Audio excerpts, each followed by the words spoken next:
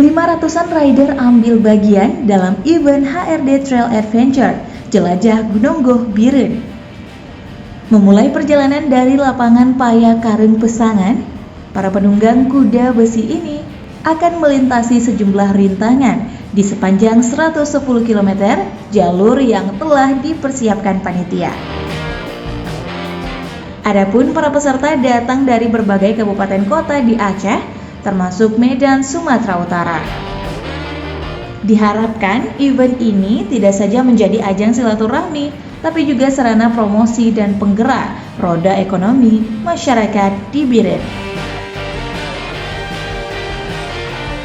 Fakhrul Razi, Kia Rizky melaporkan untuk Aceh Info.